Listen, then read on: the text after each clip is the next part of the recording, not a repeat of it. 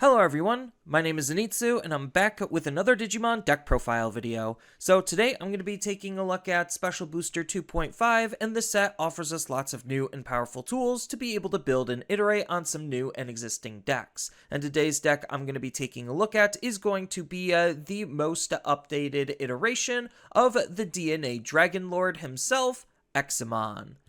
So, Examon is, yes, a DNA-based deck. The whole goal and idea of the deck is just to try to get into Examon, and then from there you could kind of do lots of different things. He kind of skews a little bit more towards the control-y side, but he does have some decent damage potential, having lots of keywords to be both offensive and defensive. So there's just a lot of new tools that he got in the set to help with the overall game plan and setup and situation, and the new tools kind of make him feel like a trap-based deck where you're trying to get into particular setups to really bait the opponent into bad situations, similarly to how BT19 Omnimon worked, just a little bit differently. Then, when it comes to the weaknesses of the deck, compared to the rest of the meta, the deck is still rather slow in comparison. So whether that's slow to actually get up into its big boss monster, or slow as in to actually win the game in a meaningful capacity,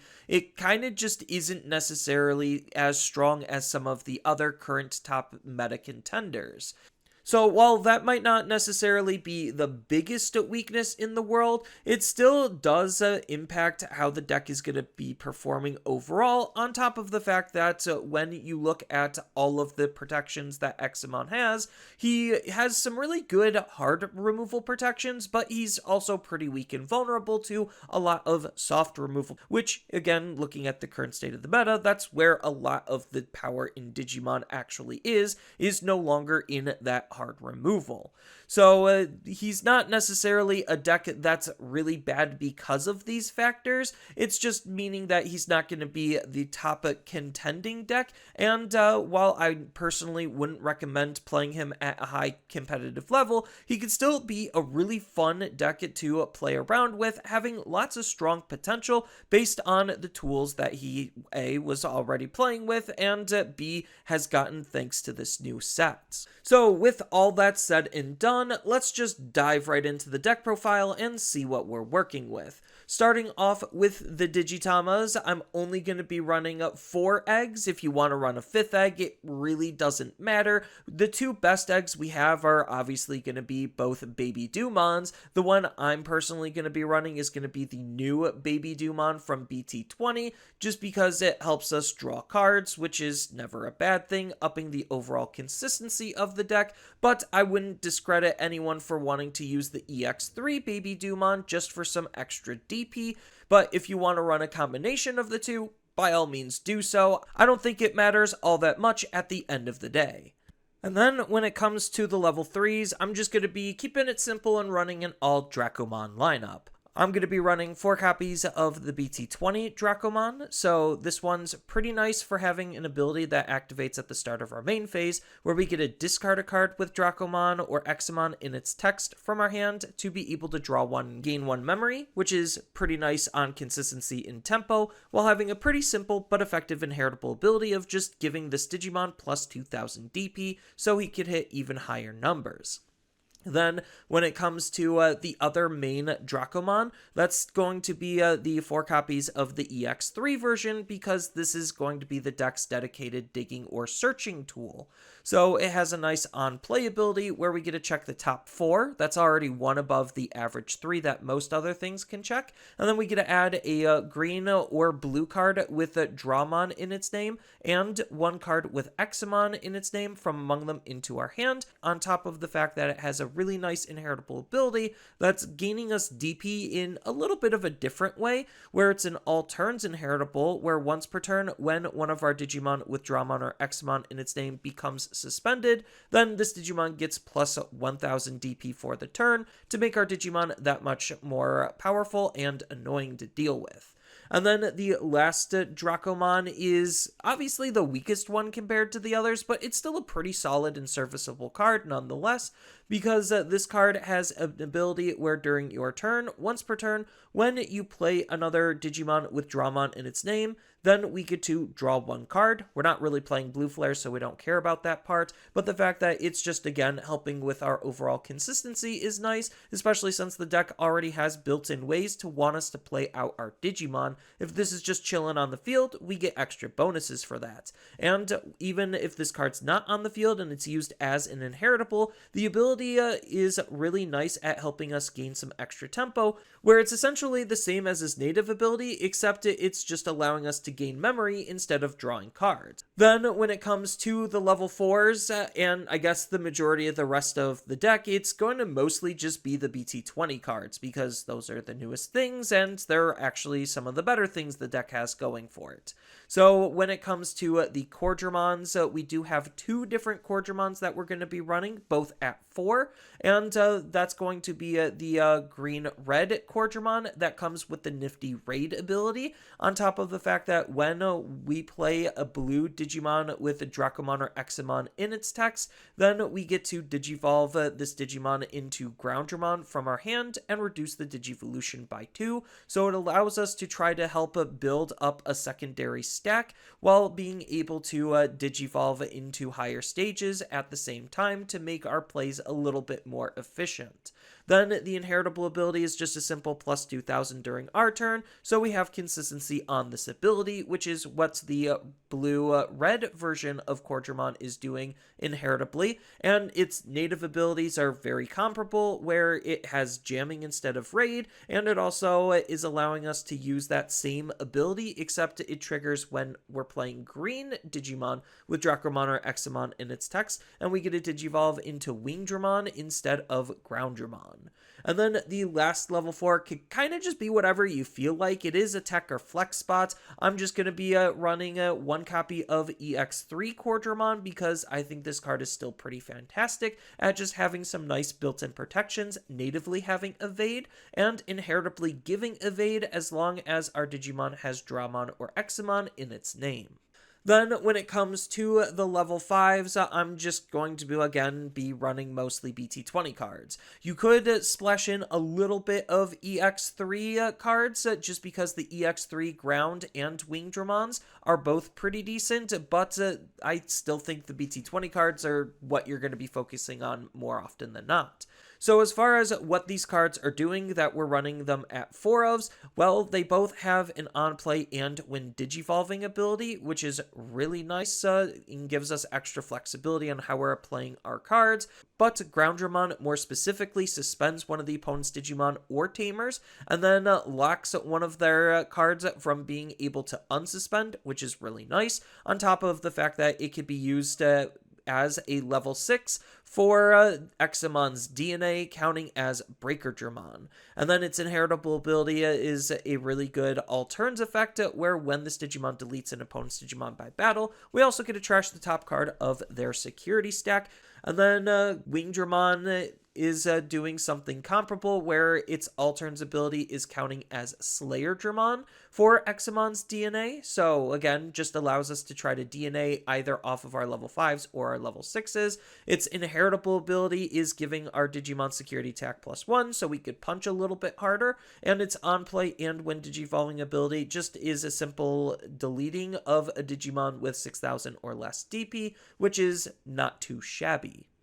And as far as the level 6s are concerned, we're obviously going to be running a combination of Slayer and Breaker Dramon because they're what's needed for us to DNA to begin with. Or, well, because we have the level 5s, they act as extra substitutes, so it just increases the playability of allowing us to DNA. So I'm electing to actually split the Slayers because I still do like what EX3 Slayer Dramon is doing, and that's why I'm running at least one copy of him, because he has a nice all turns ability where when this Digimon becomes suspended, we get to unsuspend it. Just a pretty generically good ability. Then the main draw to this card is actually the other effect, where at the start of the opponent's main phase, by suspending one of your Digimon with Dramon or Examon in its name, your opponent attacks with one of their Digimon. So this obviously is good because we're going to be running an Ace Digimon, and this can help trigger our Ace play, but it's also just a very strong and unique ability just because if the opponent doesn't have any outs to this effect, effect,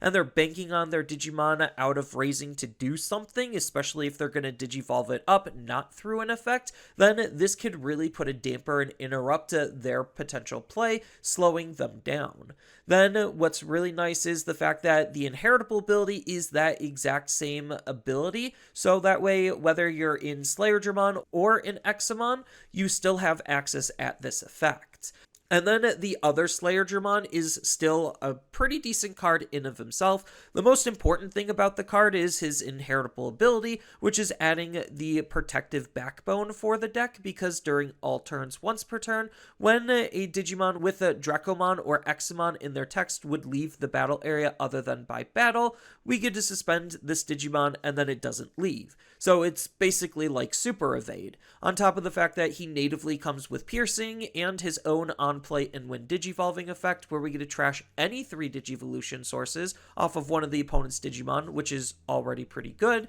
We also get to delete one of their Digimon with no Digivolution sources for some added removal, on top of the fact that during all turns, when an opponent's security stack is removed, one of our Digimon with a Dramon or Examon in its text gets to unsuspend, kind of similar to what the all turns ability on the EX3 Slayerdramon is. And I'm going to be running 4 copies of the BT20 Breaker Dramon as the only breaker because it's just the best one out of what we have. So he natively has Blocker, he has an on-play and when Digivolving ability where we get to suspend 2 of the opponent's Digimon or Tamers, and then one of our Digimon can attack, which is always nice, on top of the fact that during all turns, when your Digimon with a Dracomon or Examon in their text deletes one of the opponent's Digimon in battle, we get to also delete one of their suspended Digimon or Tamers. So the fact that we have actual Tamer hate is pretty decent for the deck,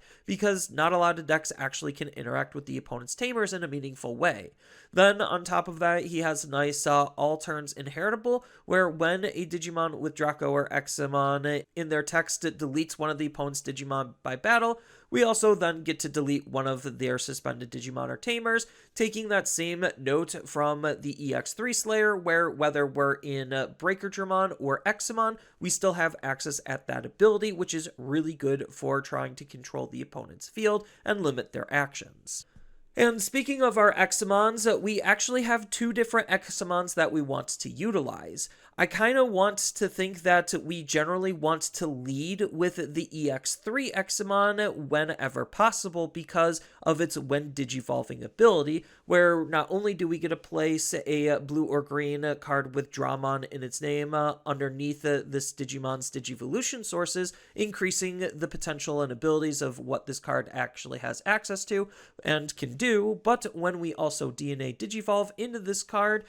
we get to play a blue or green Digimon with a Dramon in its name and has 12,000 DP or less from our hand for free. So this is obviously really good because then it could set up our secondary body to then lead into Examon Ace. And then the all turns ability of the EX3 Examon is still pretty decent, where when this Digimon becomes suspended, we get to unsuspend it, and we also get to suspend one of the opponent's Digimon down, making it really good not only offensively, but defensively as well. And that kind of same sentiment is carried over into the BT20 Examon Ace. So the biggest difference is obviously Examon Ace is an Ace Digimon, so we have the hand counter Blasted DNA Digivolution ability, where we have to use Slayerdramon and Breaker Dramon, but we also can extend this to the level 5s because of their abilities to help count as the other. So that's already pretty decent on the fact that we have multiple ways to be able to get our Digimon out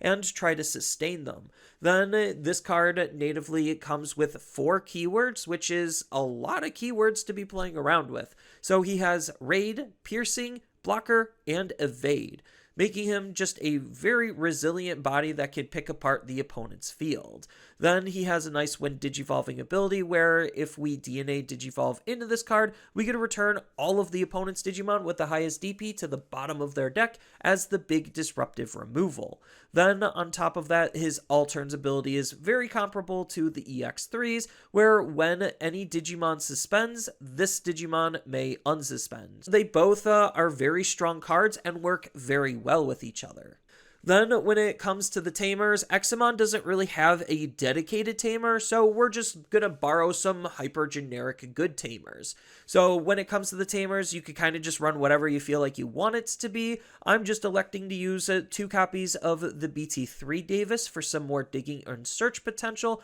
because almost everything except for the red rookie is a blue or green Digimon. So that just makes Davis a very good card to add to the consistency, while also being a memory setting tamer to make our plays a little bit more efficient. And then the last tamer that I'm delegating the space to is going to be 1 copy of Digimon Emperor, because I think it's still a pretty decent card, because we are leaning a little heavier into the control aspects of this deck. Because when one of the opponent's level 5 or lower Digimon is deleted, we get to suspend him to draw a card, which is already pretty decent on, again, helping with the consistency of the deck. But the added benefit and main reason why we're running this card is obviously for his floodgating type of ability to tax the opponent for having a rookie move out of their raising area. So the 2 memory really can put a damper on what they could potentially do if they need to actually use that rookie, and it forces them to play a little bit slower, so we have time to be able to do what we need to do.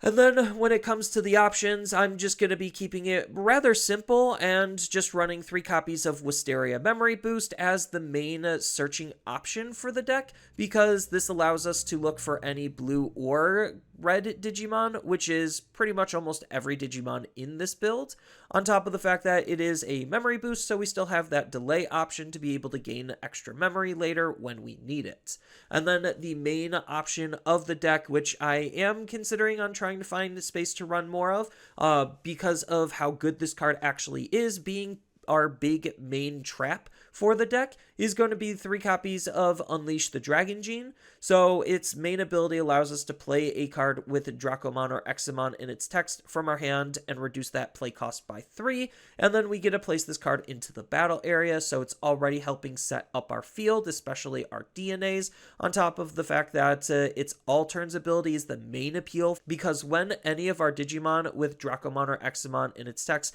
would leave the battle area other than by battle, we get to use the delay ability to then have 2 of our Digimon DNA Digivolve into Examon in our hand. So it's already limiting the opponent's options because they don't want us to trigger the ability to DNA Digivolve into our Examon, but there's a high chance we're already just going to try to be able to DNA to it normally. So it really does limit and reduce what the opponent could potentially do, especially with some of the protections that the deck natively comes with. Then the security ability is just simply playing out Dracomon from our hand or trash for free, and then setting this card into the battle area, making it one of the better cards in the deck to round out the overall strategy and capabilities of what we're trying to accomplish. And this is just my interpretation of the deck, and it has a decent amount of customization based on the different tech and tools that you could think about incorporating based on what you have access to, what you want to play and prioritize, and what you're expecting to face in your given meta.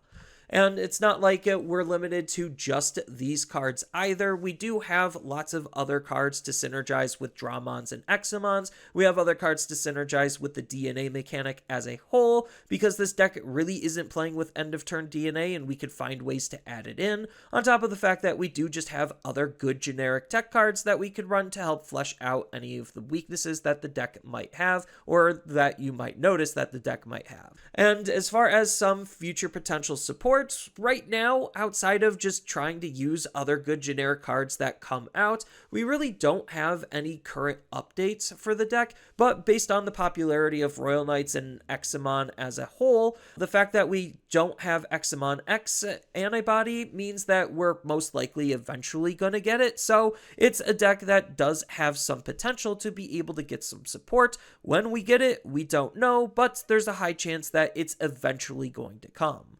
But that's all I really have for this deck profile. As always, feel free to tell me your thoughts about it down in the comments below, and while you're down there, you might as well leave a like and subscribe if you found this video to be helpful and informative, on top of the fact that you could always ring that notification bell to stay up to date for when I go live or upload next. And with that, I hope to see everyone in the next video. Later.